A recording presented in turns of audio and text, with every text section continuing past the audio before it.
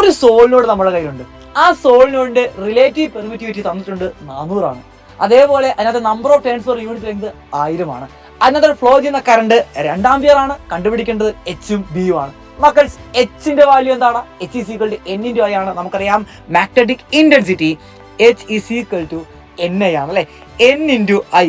എടാ മക്കളെ, N എത്രടാ? N എന്ന് പറയുന്നത് ക്വസ്റ്റ്യൻ ഉണ്ട് 1000 ആണ്.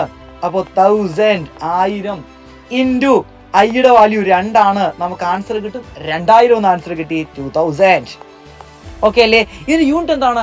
യൂണിറ്റ് മറ്റൊന്നുമല്ല, ആംപിയർ പെർ മീറ്റർ. ഇനി എച്ചിന്റെ വാല്യൂ ആണ്. എച്ചിന്റെ വാല്യൂ കണ്ടുപിടിക്കാനുള്ള ഇക്വേഷൻ എന്താണ്?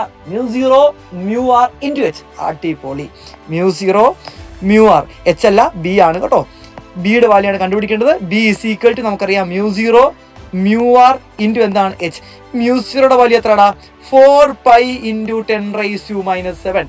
μrന്റെ വാല്യൂ ക്വസ്റ്റ്യൻ തന്നിട്ടുണ്ട്. എത്രയാണ് തന്നിരിക്കുന്നത്? 400 ആണ്. 400 ഇൻറ്റു എച്ചിന്റെ വാല്യൂ ഇപ്പോൾ കണ്ടുപിടിച്ചു 2000. മക്കളെ, ഇതിന്റെ ആൻസർ എന്താണ് കിട്ടുന്നതെന്ന് കമന്റ് ബോക്സിൽ രേഖപ്പെടുത്തുക. യൂണിറ്റ് ടെസ്റ്റിലെ ആയിരിക്കും.